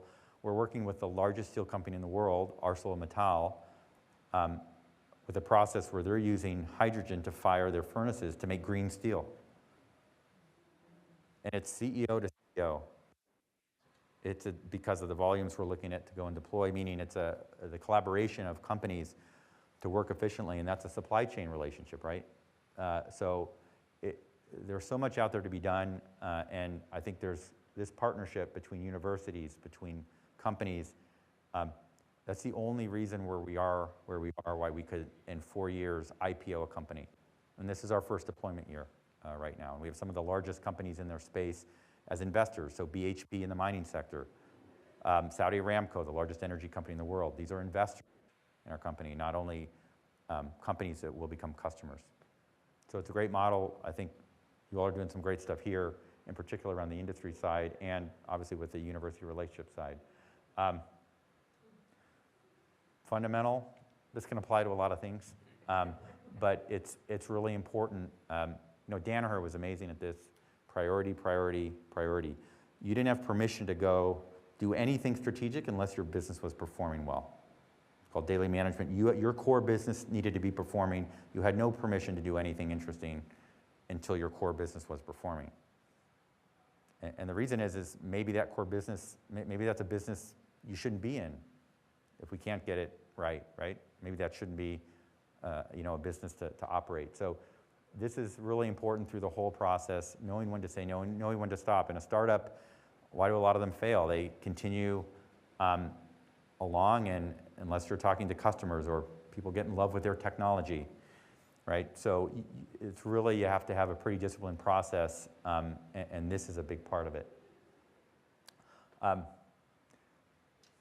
This just was a tremendous learning with Energy Vault, and it's been a real success for us. It's hard, especially when you're a founder of a company. So I'm a co-founder. I invested in the company along the way, which is a great thing, right? Because I feel like it's my company. One of the things I did is every employee in our company has stock, every one of them. We're hiring pretty aggressively. We tripled the size of the employees the last year. Because that ownership is important, because it's, you know, you just feel a part of how you're going to build the business, and it's more than just a job, which I don't want anyone to work at my company that just wants a paycheck. I don't want them. It's got to be about a lot more than just a paycheck. When we went into our IPO in a very difficult market, so it was a very difficult market for IPOs, interest rate environments are rising, so anything that's new growth and high tech, when you have higher interest rates, is just going to get slammed. Second half of May last year. That's when we entered the PIPE markets to raise money for the IPO. And interest rates were creeping up, and it's like the environment right now. Now we have this little geopolitical thing going on. It's a difficult market right now. We had 2 customers that we were speaking to that wanted to invest in our IPO right at the end. We weren't talking to them about investment. We didn't need their investment. But they wanted to put in 100 million, 50 million from one company called Korea Zinc, which is the largest producer of silver, zinc, indium, and lead in the world, and they do other non-ferrous metals. And Atlas Renewable, which is a large group that works also in China, they put 100 million in. That diluted the company. My father taught me very young, don't say no to people that want to give you money. Meaning I wasn't worried about owning less of the company or existing shareholders, because it's good to have that money in the company. You never know what happens. And look, we've had this, Russia-Ukraine stuff and a lot of uncertainty. So I wasn't worried about giving up a few % of the company so we could be prepared as a company for anything. So I didn't have to rely on the capital markets. We could go execute our plan, execute for our customers, and not worry about where the next dollar is going to come from. It's a great position to be in. So fundamental, focus on success. The equity will take care of itself. If you're successful, who cares, right? I dilute the company 10%, but if we triple the stock, it all works out in the end. Fundamental, and we had to go through iterations on this. Even in less than 4 years, we had to iterate our product one time, our commercial scale product. So we had to redo, we started in long duration storage because we saw that coming. We were a little ahead of our timing. We were ahead of our time. The market still needs this 2 to 4 hour storage. So we had to redevelop, and no one wanted that big tower crane in their backyard, right? I mean, it's cool because out where there's wind turbines or out where there's solar fields and out in the desert, who cares? So there's enough market. It's a massive market. So we would have been fine, but our customers said, look, we want a competitor. We want an alternative to lithium ion. We want something that doesn't degrade. We love your solution. We love gravity. We know pumped hydro. It's reliable. We love your low cost. We love your sustainability. You're local. You're good for local jobs. All these good things, but 2 things. You got to shorten it, and can you make it look better? And then secondly, decouple energy and power. We want a shorter duration. We want your solution to be competitive in shorter duration, which that means up to 4 hours, and do seamlessly long duration. So if we wouldn't have done that, we would not have gone public as a company. We couldn't. We would not have had the market traction that we have with customers and some of the investors. Fundamental. So this is cool. So Mike Tyson's famous quote, everybody's got a plan until you get hit in the face. Believe it or not, he said that, so it's all good. So this is important if you're going to lead and build businesses and raise money. By the way, that's not to say you have to, but if you're going to be a founder or be a part of a team that's founding something, you have to be really good at this, because it starts with, as you see, number 1, people. So you have to recruit, and you heard this theme from all the panelists today. It really starts there. So you have to be able to inspire and motivate people, and tell the story about why the culture is important. Investors, customers have to buy what you're selling and understand the why. And this is becoming much more important now. Interestingly, we announced a deal with DG Fuels for over $500 million in 3 states making sustainable aviation fuel. They have a biomass to waste process. They're going to be powering it with green hydrogen, which is a combination of solar and our storage that's going to run a 10, 11-hour process of electrolysis, so to split water and make green hydrogen to feed it. The price was important and the performance fine, and we don't degrade, but most important, other factors I'd say that weighed even more was we were local, it's good for local jobs, and we were sustainable. So we had something that was important to the states that he announced, Louisiana, Ohio, and the British Columbia was the 3rd one. So this is an important part of it. There's other aspects beyond just price and performance, and important if you're going to build businesses for sure. Be lean. There's a book here if you have a chance to read it. It's a good one. This served us well. You have to, one thing that we had to do is we had to take action in an uncertain environment of the pandemic. And you could go try to raise money. You could ask your investors to put more in. Danner was very good at this. They took action before it became critical. So you never want to be in that situation. I've been in it before in other companies that I've built, where you're worried about payroll. That's tough. You feel responsible for the people that are relying on you. So you always want to err on this side. You won't be popular. You will not be popular because you're cutting things back and being cheaper and telling people you can spend $20, not $40 a day. Don't rent the full size, rent the compact. This is the nature of building a startup. You have to, you got to eat what you kill. You got to be willing to do that, no matter how in love you are with your technology or how great you think it can be or how many billions you're going to make in the future. Err on the side of the downside scenario planning, and you'll be very happy, I think, in the end. We talked about culture here. This is another, I think, super important aspect. If you were to ask anybody that works at Energy Vault why they join, it starts with the culture. It just starts there. We have a process of how we hire. We haven't been perfect. You have to make adjustments along the way. But I think we've been roughly right because it really starts with the purpose behind the company. And we need to have people there. It's like you had me at a low. It's because of the purpose we have. We're in a great space. And then it's about a lot of other things. So this is, I think, fundamental. This aspect of building a team that's complementary was important. I didn't want to hire people like me. I needed people that could complement me. I'm surely not perfect, and I have a lot of faults. That's my children. They're there. But hiring people that complement the skill sets, it just makes everybody better. This may sound like a strange statement, especially today, but diversity is not a strategy for us. It's not a strategy. It is an outcome. Why? Because we hire the best people. If you look at our management team chart on our website, I am one of 2 US flags on that chart. The rest are from all over the world. I mentioned this before about the global. We have an amazing, our statistics in the company are well above the norm for diversity because we just hire the best people. And for us, we define best people in a certain way. So anyway, just a thought to think about, iterate. We talked about the product side already and why that's important. You aren't going to get it perfect even the first, second, third time sometimes. So this is, the downturns are opportunities is how we look at them. If we wouldn't have had COVID and that impact, that actually bought us some time because the world sort of stopped. It allowed us to catch up in certain things where we were behind and to actually get that new product developed and designed and thought out to get to market. So this became an opportunity for us. It's an opportunity for investors. So, you have to deal with adversity. You learn a lot about people during adversity. You learn a lot about your investors, your board. It's those times where, you really have to gel and there has to be faith and trust in the downtimes. So fundamental. You all know a lot about this law. We couldn't be doing what we're doing without, for example, the use of software and AI and machine vision and the things that are fundamental to how we're operating and solving these problems. And I know all of you and all the projects I heard today, everybody's all over this, and that's great. And finally, this persistence. I used this before at the presentation that I did earlier here, and Bill Gross talks about this a lot as well. It's not an easy journey. Paul talked about this, about startups and how difficult it can be. It's not easy.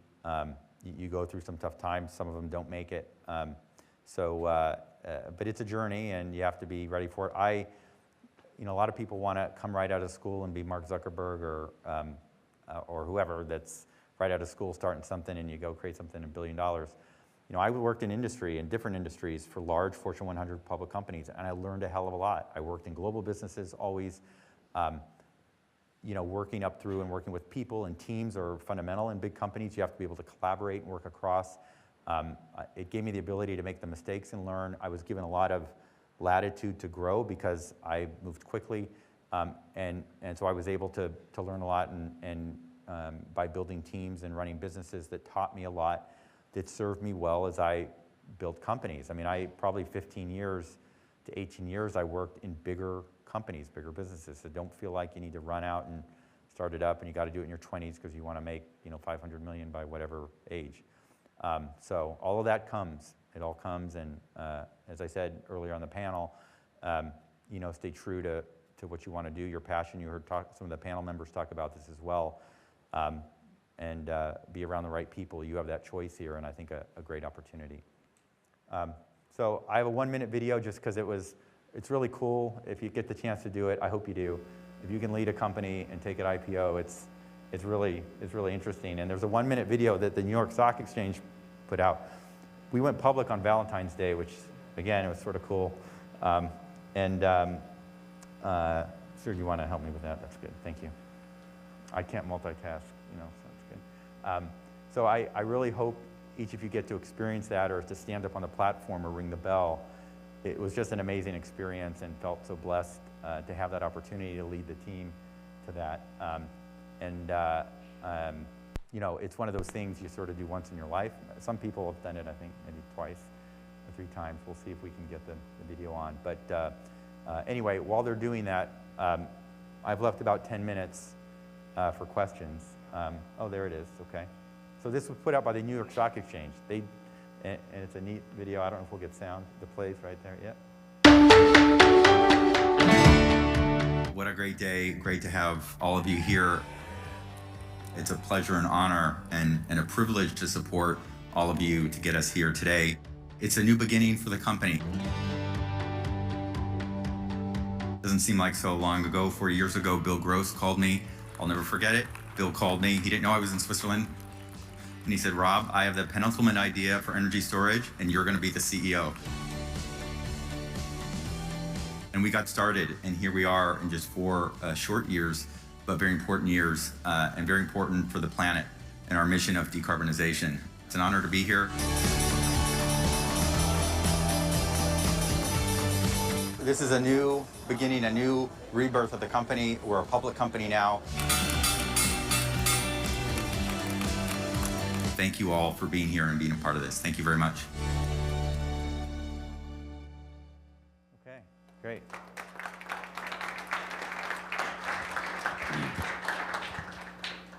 I knew we'd have a lot of questions, all right. Hello, thank you so much for coming. I really appreciate it. One thing that comes to my mind a lot.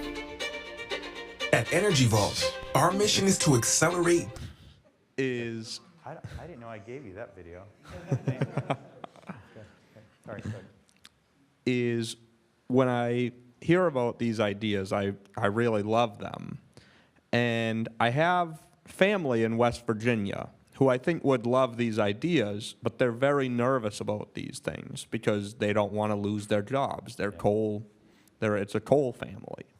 And so I'm curious, how do we bring forward innovation while also having a person-centered design that helps people and families? Yeah. By the way, it's a super important question, and part of what I didn't get into about building these centers is they have to be maintained, and as a part of our coal plant transition, a part of that is the training of the former coal plant employees to maintain these systems. So that's fundamental. Now, remember, software is automating everything we do on the operative side. So there's aspects of this structure in the building, and just to share, for example, we have a lot of space in this building.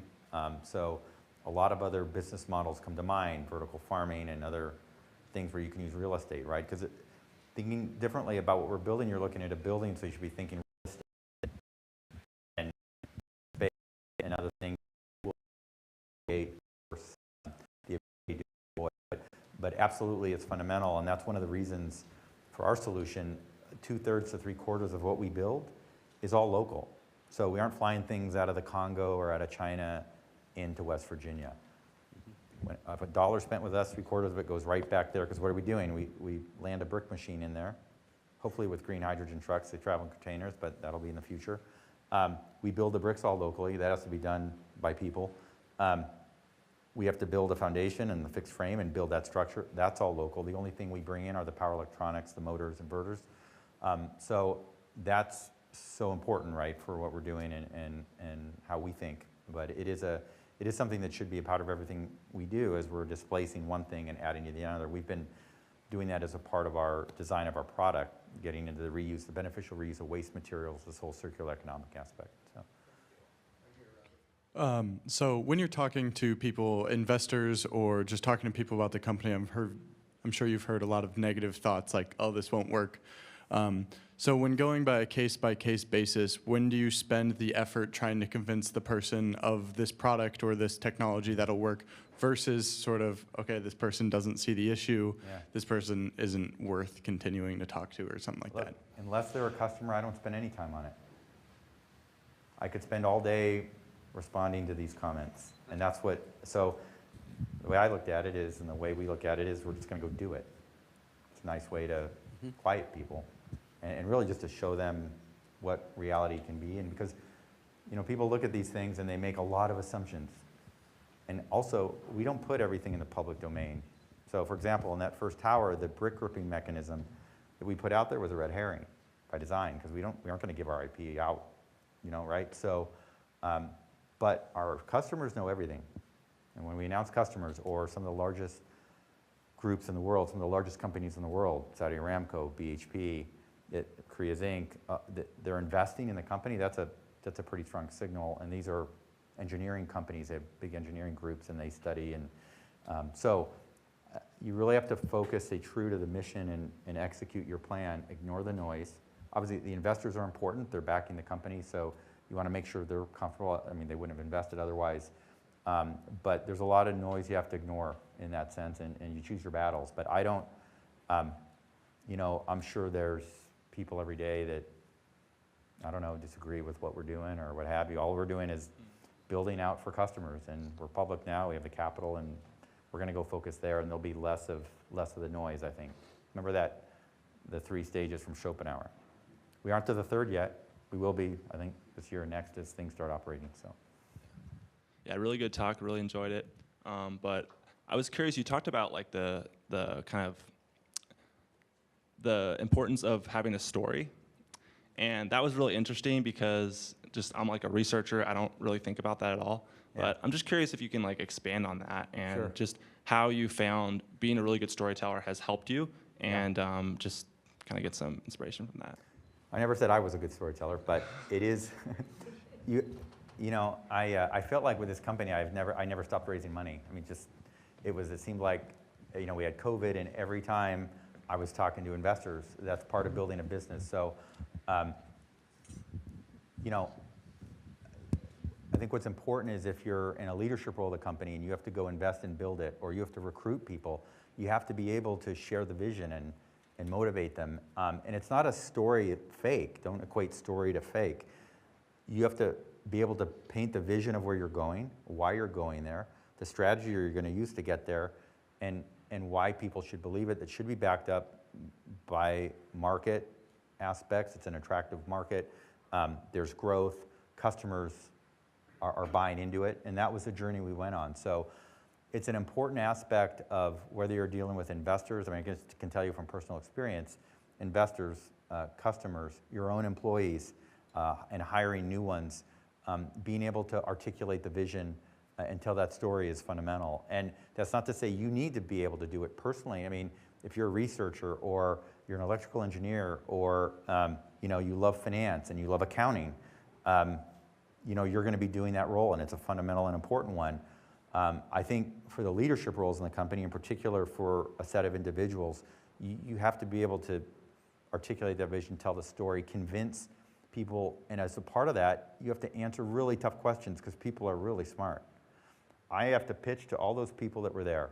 I had to pitch to the heads of the fund, Dennis Muilenburg, to all the Paul, and all these people that are investing. They've been successful running businesses. They've made the mistakes. They've heard all the BS at times. They can see right through something when it's, and they're, you know, they're engineers. That you can't BS them either in facts and reality and physics and science. So you better be on your game if you're going to stand up in front and pitch to the type of investors, you know, that you have buying the company, especially industry investors, strategics. You know, BHP, I can't go tell them, you know, make stuff up about how my mechanical gravity system's going to work. They know a little bit about these types of things too. So it's a great question. One more quick one right here. Yeah. Thank you, Robert, for the wonderful lecture. And one thing struck me is that you mentioned what's the most important element for startup is not just the people, not the technology, but the timing. But I don't have anything control on timing. So can you shed some light how we control that, or how we find the right timing? Well, there's a lot of things you're not going to control. That doesn't change how you should always be innovating and thinking about the best idea. Steve Jobs, the first telecom he went to was Verizon with the concept of the iPhone, and they laughed at him. He couldn't. Steve Jobs, probably one of the greatest storytellers out there, right? Didn't convince Verizon. So AT&T got that deal. If you remember, AT&T couldn't sell the iPhone for a period of time. So, sorry, Verizon couldn't sell the iPhone, AT&T got it. So what I'm suggesting there is, yes, there's things you don't control, and for sure when a market is ready for certain technology, but that shouldn't change. If you've got a great idea, it just means that you have to know if there's a market for it yet. Meaning, the Bill Gross example where he developed sort of YouTube before there was YouTube, the problem there was you had to download codecs to do video back in 2.5G.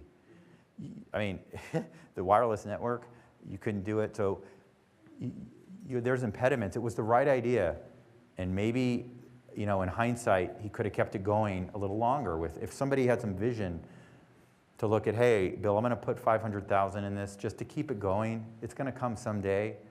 But you don't, when you're failing your current investors, and he had some pretty famous people behind that, when you fail, you run out of money, it's tough. I mean, it's emotional, it's personal, right? Because I don't know how you are, but I treat investors' money, I feel worse about it than my own money because it's somebody else's money. So it's a tough thing to tell investors you lost their money. Toughest thing to do. So I would tell you on timing, I know you may not control the market readiness, let's call it that, for what you're developing. That shouldn't change how innovative you should be thinking and create that idea there, because if you work with the right people and investors, and we're all getting better at this, I'm an investor as well, we'll understand that that idea could have validity down the road and maybe there's something else we do with it. So just, I would keep pushing and pushing. As I said, don't limit your thinking. Don't limit the impact you think you can have, you believe you can have, because it can be pretty massive. I mean, 4 years ago, we started this gravity energy storage thing, and here we are in our first deployment year. So anyway, yep. Let's thank Robert for a fantastic keynote.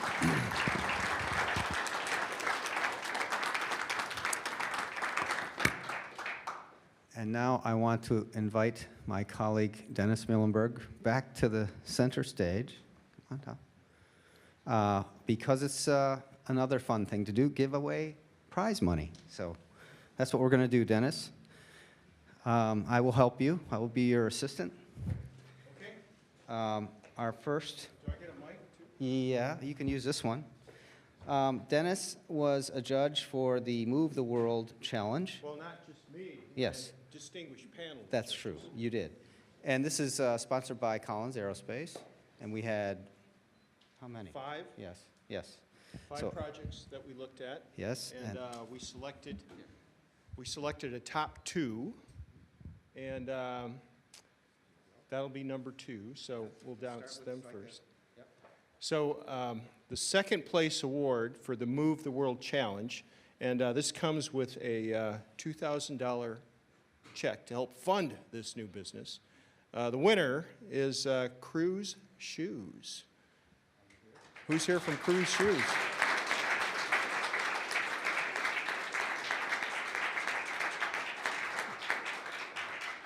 And I figured you guys would be wearing those things. Come on, man.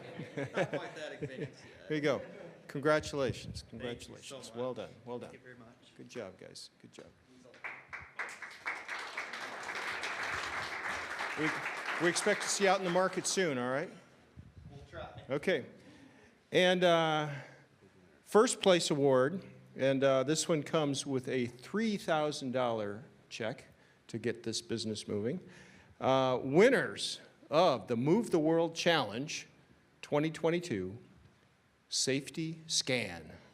Safety Scan. Yay.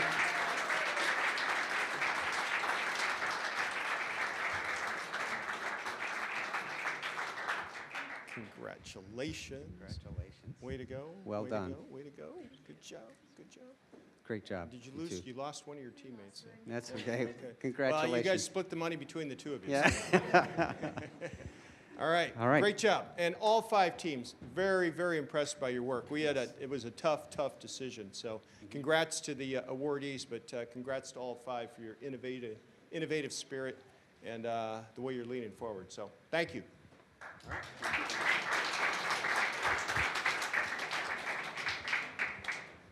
And next, I will invite Dean Samuel Easterling back to the podium to announce our winners for the design sprints.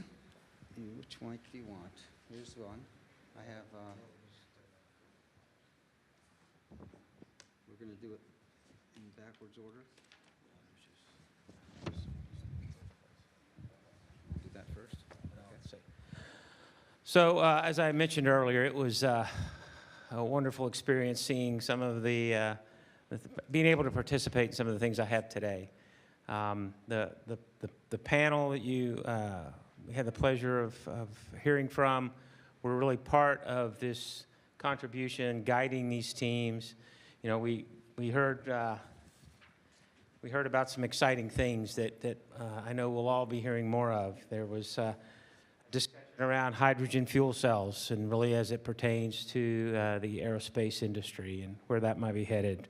Again, a central theme really in many cases, in almost all cases, and arguably in all cases, was really sustainability in different contexts. We talked and heard about a robotic window cleaner, right? Not only do things more economically, but more safely for cleaning windows, glass in tall buildings. Talked about, we heard a lot about energy sustainability, green energy sustainability through the Energy Vault team. Again, some fascinating discussions. You heard a lot about that just in the previous talk. And really, perhaps in some ways, one of the more fascinating ones for me were the internet privacy, advertising, you know, the whole notion of cookies as we know them going away, right? That's any of you that have been pinged, we're all pinged, and personal information, that's personal identifying information that's out there. It's a big thing for the future. So all of these were just really fascinating. And so when we, the judges, I should say, we went into this with the notion that we had a first place winner out of the 4, and then 3 second place. You know, and I don't know that we fully appreciated the importance of that, because we were talking about each of these 4 after the presentations. You know, we went through and talked about each one of what we individually thought.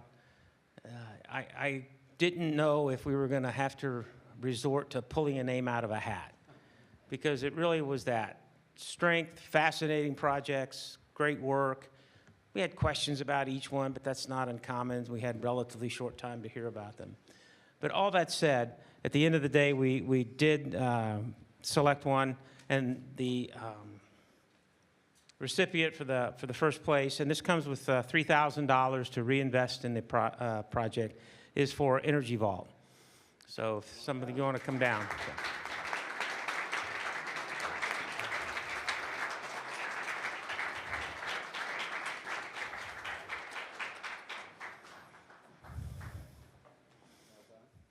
Somebody's taking your picture, so jump up there. Jim, get a picture taken with him. Camera's in the back.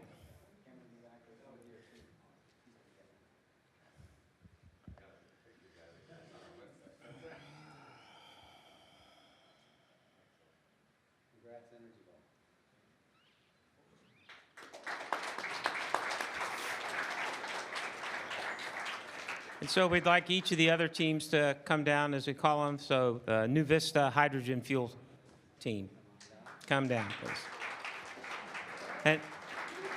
And this comes with $1,000 again to reinvest in the work. Actually, these prizes, these teams already earned it. So it's the one prize, yes, it's the one thing that is the prize. This is a check. Go back to the team members. Yes. Good, thank you.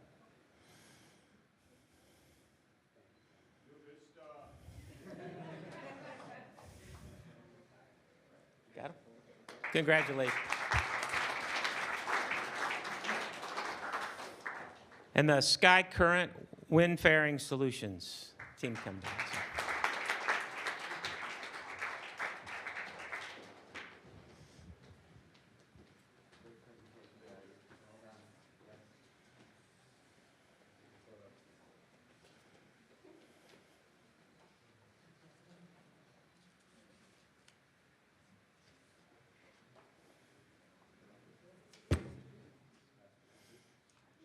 Great deal.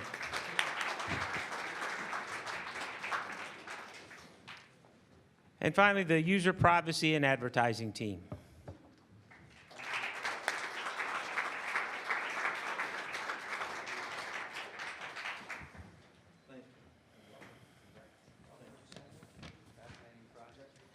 Great diverse team.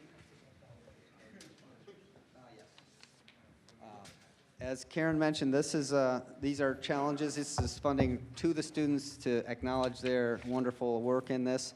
Our sponsors are GREP VC, which is Paul Willard's company, SkyCurrent, DAM Sci-Fly Consulting, and Tony Sardella. So all of those are have sponsored those sprints and are acknowledging the students' accomplishments.